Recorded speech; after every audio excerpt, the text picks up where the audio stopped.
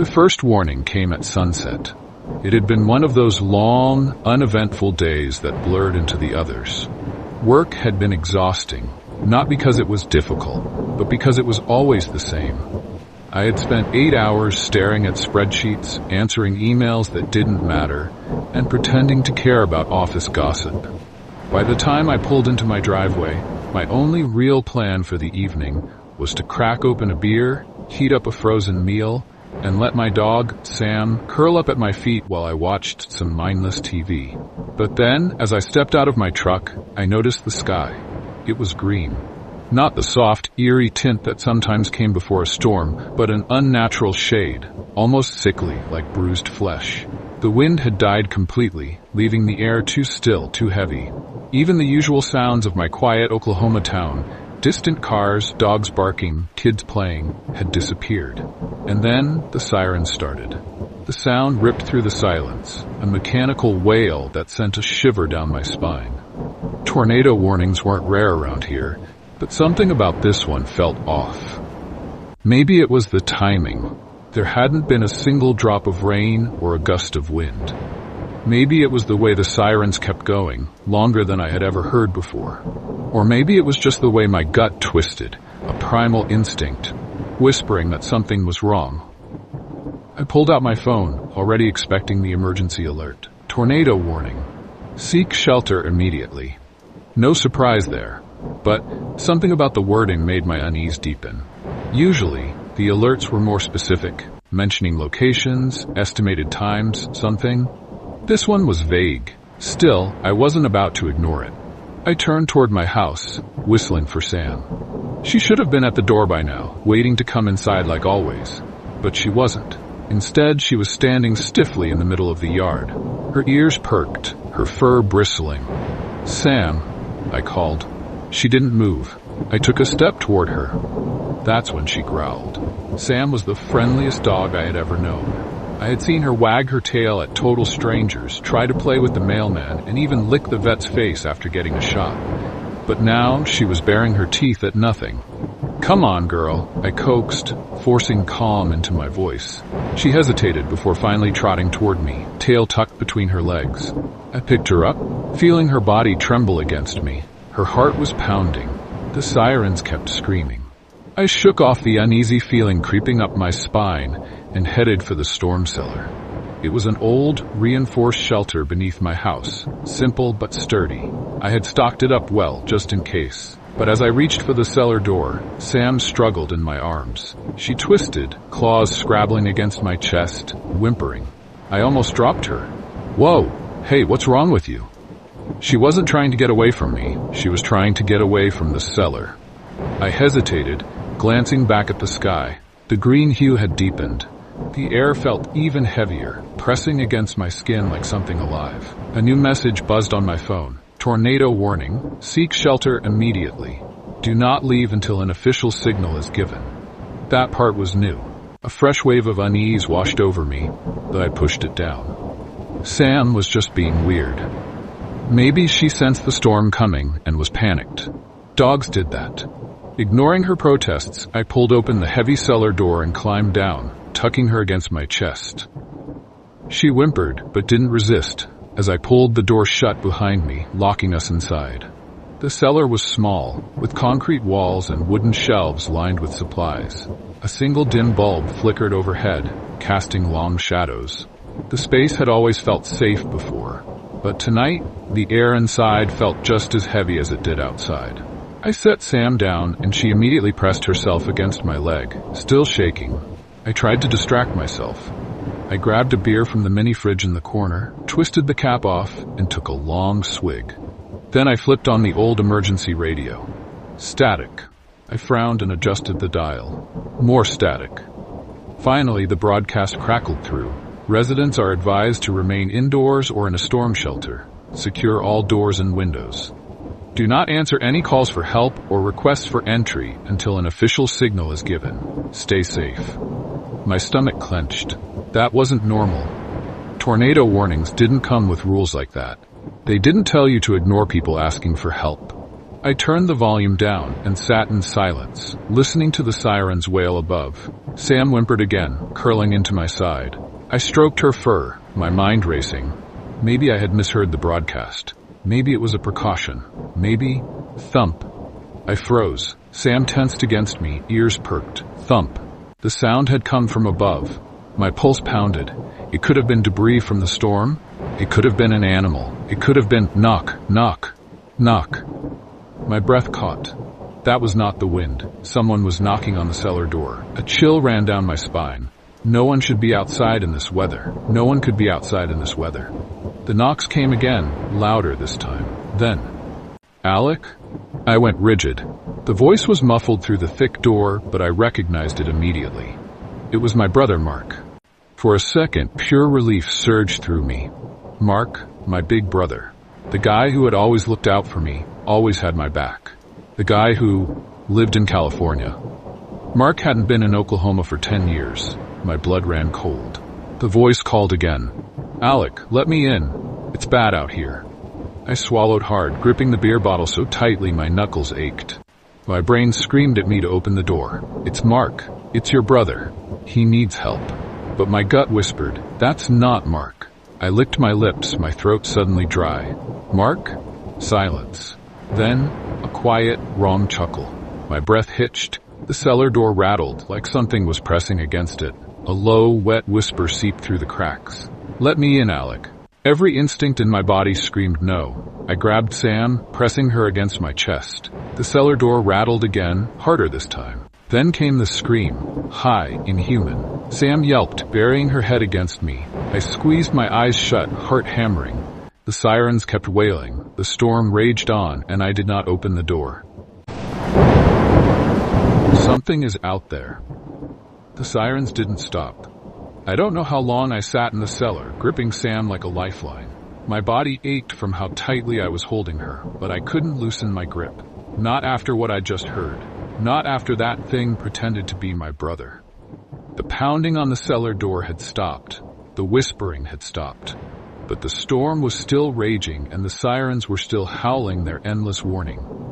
I didn't sleep. I barely breathed. I just waited. At some point, exhaustion started pulling me under. I fought it, but my body wasn't listening anymore. My eyelids drooped. My mind drifted. The last thing I remember before slipping into uneasy sleep was Sam's body still trembling against mine. I woke up to silence. It was so abrupt that it jolted me fully awake. The sirens had been my background noise for hours, their mechanical wail sinking into my bones. But now, nothing. No wind, no rain, no distant howls of the storm, just silence. Sam stirred in my lap, lifting her head. Her ears flicked. She was listening, too. I swallowed hard and reached for my phone. The battery was at 37%. No new emergency alerts, no messages. Nothing. I debated staying in the cellar, but the quiet was almost worse than the storm. I had to check. Carefully, I set Sam down and stood. My legs ached from staying in the same position too long. The cellar felt different in the silence, like a tomb, sealed off from the world. I took a slow, shaky breath and climbed the steps. My fingers hesitated on the lock. Then I opened the door. A gust of warm, too-still air hit my face. The sky above was a strange, hazy gray, like someone had smudged charcoal across it. No wind, no birds, just an unnatural silence stretching over everything. I stepped out. My yard looked wrong. Nothing had been destroyed. There was no sign of a tornado actually hitting. The trees still stood. My truck was right where I left it. Even my trash cans hadn't tipped over. But the grass, it was dead. Not just browned, like it had dried out. It was gray, brittle, like all the life had been sucked out of it overnight. Sam whined at my feet. I turned slowly, scanning the rest of the neighborhood. Every house was intact, but something felt abandoned, off. There were no people, no distant lawnmowers, no barking dogs. It was like the world had hit pause. I took a few slow steps toward my front porch, my stomach twisting. The air was thick, humid, pressing against my skin like a wet cloth. Then I saw it. My front door was wide open. I froze. I knew for a fact I had locked it before going into the cellar. Sam growled low in her throat. I swallowed, forcing myself to move. Step by step, I approached the house, my ears straining for any sound. Nothing. The inside was dark. The power was out, but even without it, something about the shadows inside looked deeper than they should have been. I hesitated on the porch. Every instinct was screaming at me not to go in, but if someone or something had been in my house, I needed to know. I stepped inside. The floorboards creaked under my weight. The air smelled off, stale, like a place that hadn't been lived in for years instead of just one night. I moved carefully, eyes scanning every corner. Nothing looked touched. The furniture was exactly where I left it. My half-empty beer bottle was still on the kitchen counter, but I felt it. I was not alone. Sam pressed against my leg, her body rigid. Something was watching us. I turned toward the hallway leading to my bedroom. The door was slightly ajar, and there in the shadows, something moved.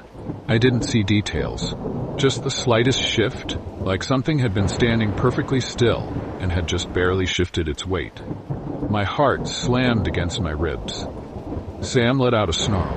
I didn't stay to find out more. I grabbed my keys off the counter, scooped Sam into my arms, and bolted out the front door.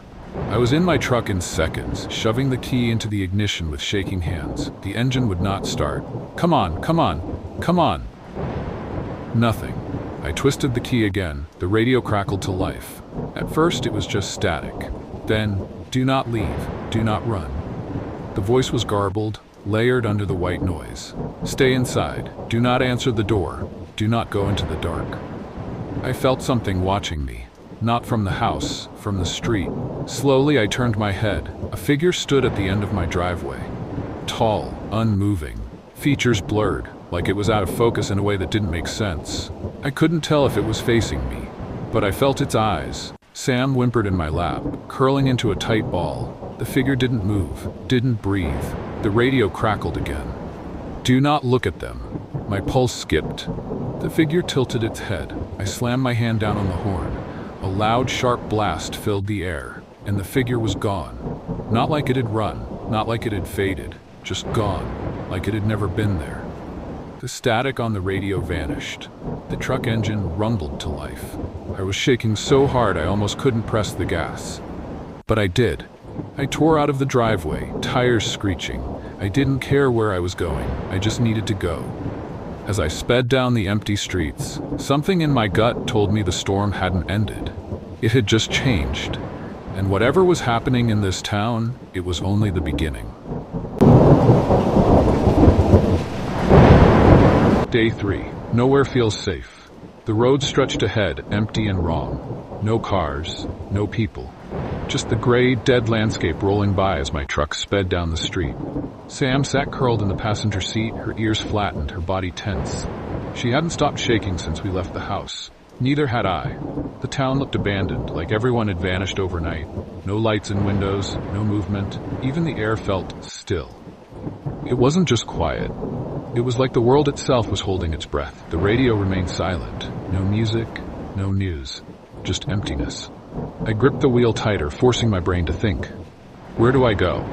I considered heading to the police station, but something in my gut twisted at the thought. What if it was empty? Or worse, what if it wasn't? The hospital? No, that felt just as wrong. A part of me screamed to just drive. Leave town. Get as far away as possible. But something told me this wasn't just my town. I reached for my phone, my fingers unsteady. The screen was dim, battery at 34%. I pulled up my contacts and called the first name that came to mind. Ethan, my brother. The call didn't even ring, just silence. Then, the number you are trying to reach does not exist. I nearly dropped the phone. Not disconnected, not out of service, does not exist. My breath came too fast, my vision blurred. I tried another number, my mom. Same result. I tried anyone, friends, old coworkers, even my ex. Every call ended the same way. No one existed.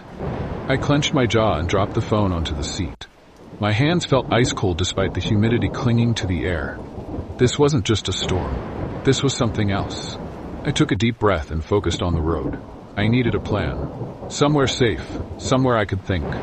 I turned toward the one place I knew wouldn't be empty. The gas station Murphy's Gas and Go sat at the edge of town, just before the highway. If anywhere had people, it would be there. The neon open sign buzzed weakly in the window as I pulled into the parking lot. A single car sat by the pumps, but I didn't see anyone inside. My stomach twisted. I turned off the engine and reached for the door. Sam growled low in her throat. I hesitated. She hadn't made a sound in the last hour. I followed her gaze. The store's front windows were too dark. I could see the shelves, the counter, but no movement, no cashier. But someone had to be here. The door was open. The lights were on. I forced myself out of the truck, Sam right on my heels. The pavement under my boots felt wrong, too soft, like walking on damp earth instead of concrete. I pushed the door open. A bell jingled overhead. The air inside was stale. Every shelf was stocked. Candy bars, chips, rows of bottled drinks. Everything looked untouched, too untouched. Hello? My voice came out hoarse. No answer. I stepped further inside, my pulse hammering. Then I saw it. The cashier was standing behind the counter, not moving, not blinking. Just standing there, hands resting on the register, eyes locked straight ahead. A chill crawled up my spine. Hey, I tried again, forcing a laugh. You good, man? No reaction. He didn't even breathe. I took another step, my boots scuffing against the tile. His lips parted, but he didn't speak. He just exhaled. A slow, drawn-out breath that made the hair on my arm stand up. Sam snarled, the sound ripping through the silence. The cashier's head snapped toward me. I stumbled back, my heart slamming into my ribs. His eyes, they weren't right. Too dark, too deep, like staring into a well that had no bottom. His mouth opened wider, lips stretching too far. And then he screamed. The sound wasn't human. It was high, shrill, layered like a dozen voices shrieking at once. The lights flickered. The windows shook. Sam lunged. I grabbed her midair, bolting for the door as the screaming grew louder. I hit the pavement running. I didn't look back. I didn't want to. I threw myself into the truck, slammed the door shut, and turned the key. The engine roared to life. I stomped the gas. As I peeled out of the parking lot, I finally glanced in the rearview mirror. The gas station was dark. The lights were gone. The car at the pumps was gone. The building was gone, like it had never been there. My breath hitched. My knuckles turned white on the wheel. This wasn't just a storm. This wasn't just my town. Reality itself was coming apart, and I had no idea how to stop it.